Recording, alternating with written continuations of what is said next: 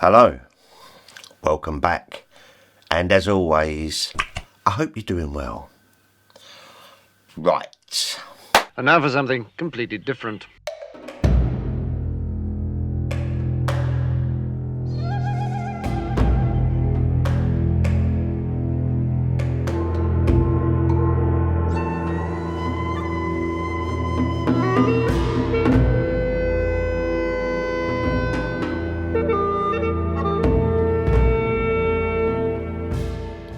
Hello, and as always, I hope you're doing well. Right, today I'm speaking to you from this incredible Screen 1 of the beautiful Genesis Cinema, right in the centre of the vibrant East End of London.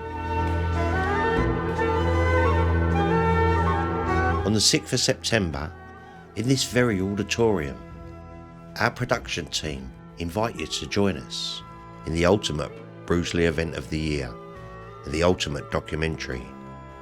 Bruce Lee, the man, the legend, the icon. This exceptional film is penned, directed and produced by the esteemed Bruce Lee author Steve Kerridge, who will be with us on the day, along with my co-host Mike Claydon. So why not join us for this truly immersive experience and have a fantastic day here with us at the Genesis Cinema in London. Tickets are available from bruceleeforever.com, and please note, you must be 15 years or older. With that, have a fantastic day. Speak to you soon.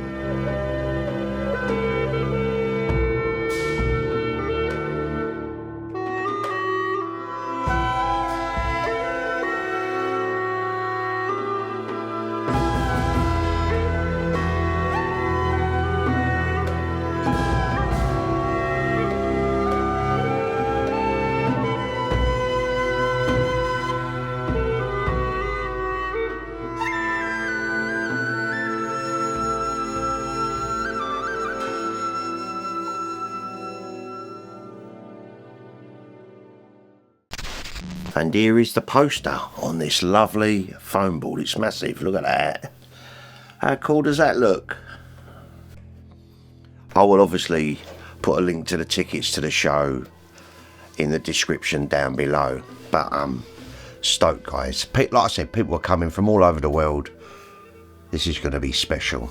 This really is. Look forward to seeing you there. Right, I haven't done one of these for a while. This is my Saturday morning comments video. Saturday. Right, all of these comments are on part 1 of my John Little chat that I had. There was so many comments on part 1 and part 2, I was overwhelmed, but I've just picked out a few for today. So the first one comes from Ruben Santiago Hoffer, and Ruben said this: "Hey Stripey, that scene in The Big Boss where Bruce plants the saw in the guy's head was in the version I saw at the Lowe's State Theatre in Newark, New Jersey, where I lived. Are you sure?" Later, after his death, this theatre where I worked had a Bruce Lee film festival to celebrate his birthday. We played The Big Boss, Fists of Fury, Way of the Dragon and Enter the Dragon. The part with the saw in The Big Boss was not in it, and a lot of us were disappointed that they took it out, that scene. Me and everybody who saw it thought it was cool and nasty, but we liked it. I have heard this before, that some people claim that they saw the saw in the head scene before. Some say they saw it, excuse the pun, at the 1979 Kung Fu Monthly convention. But it wasn't, it was the Mandarin cut, that obviously doesn't have the saw in the head scene. I could be wrong, mate, but I honestly think this is what they call a false memory.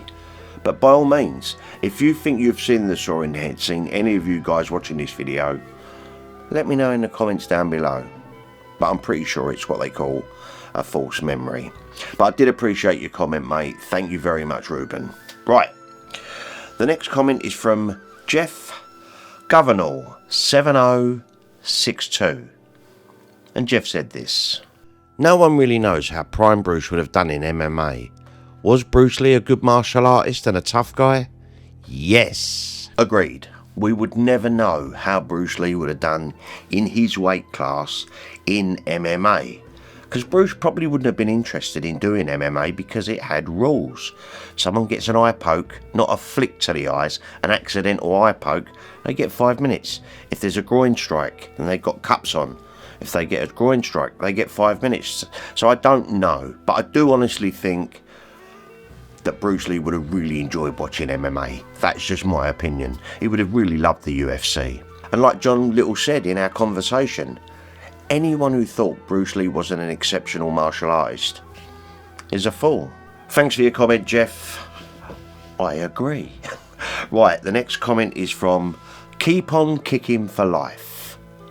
And he said this: makes me laugh when they say Bruce wasn't a real fighter because he never fought in the ring. Chuck admits he never fought in the street, but classes himself as a real fighter. Because I've been at it 22 years and I've never had to use it. Who is a real fighter? A trained martial artist who only fought in the ring? Or an untrained fighter who's only fought a dozen times in the street? Good question. I personally have had dozens of fights in the ring and only a few in the street. Street fights are way more brutal than fights with rules. Bruce trained to be a street fighter. He was not interested in competing. Wrath of the Dragon is the best release of the last decade. It's an amazing book that all the naysayers who say that Bruce Lee wasn't a real fighter or he couldn't fight and he was just an actor, they should all read John Little's book, Wrath of the Dragon. And I have a spare one actually I'll be giving away in a future competition. Appreciated your comment, mate. Thank you very much. Right, the next comment is from Rick O'Connell 9056. And he wrote this: I think Hollywood had issues with Bruce Lee's Chinese accent. I don't have any trouble understanding anything Bruce Lee said in English in anything I've seen.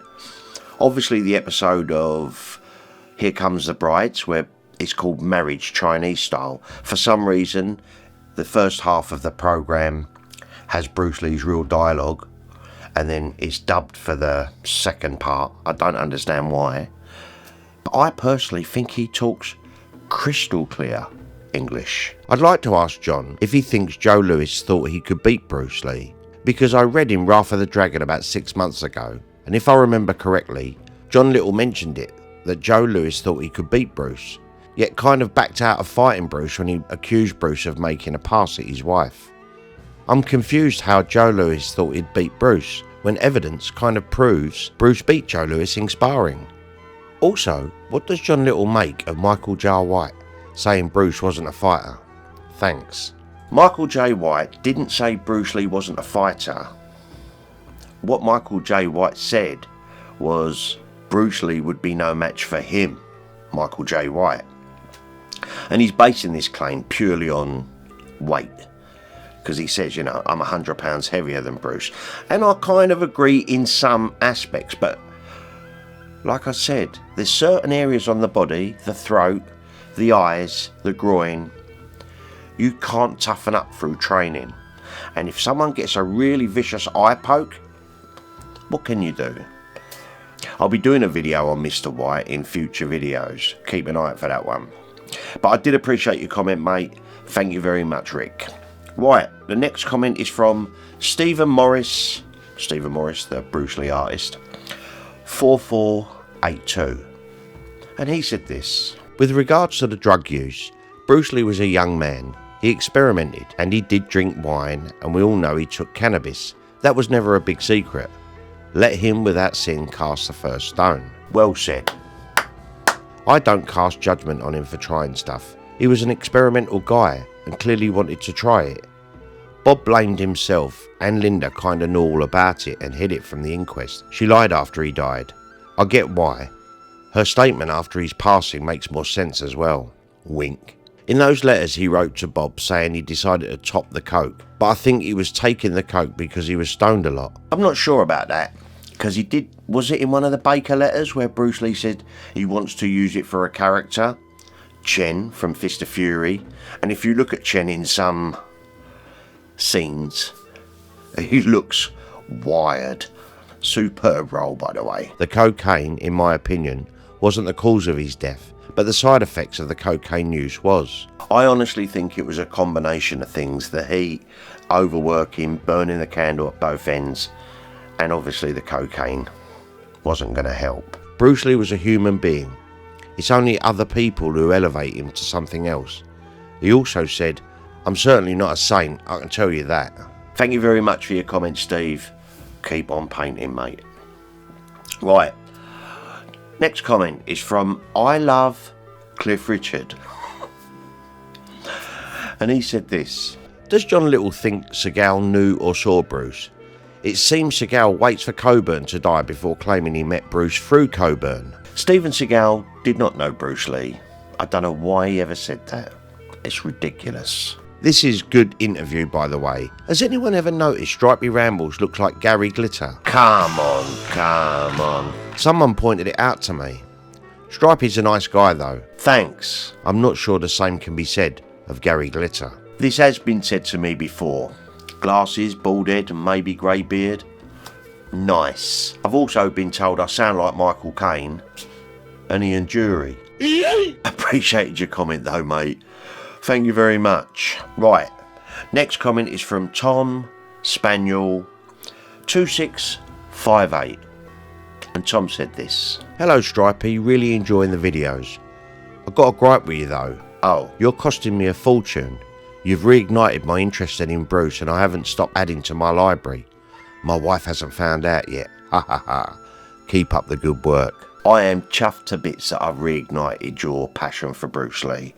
I do hear that quite a lot, and honestly it makes all of this so worthwhile to me. There's some people in history and in life that should be remembered, and Bruce Lee is certainly one of those. I hear that comment a lot and I tell ya, love it. Cheers Tom.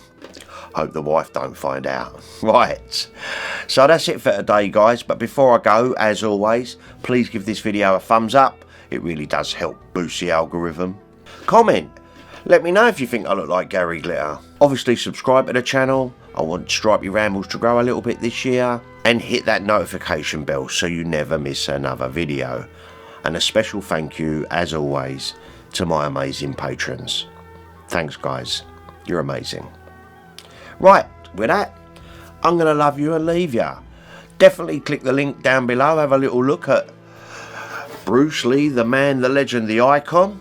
It's going to be the event you're not going to want to miss. We're going all out. And the cinema, as you saw earlier, is amazing. What a perfect venue for this. Right, have yourselves an amazing weekend. Much love. And I'll be back with another ramble real soon. You take care now.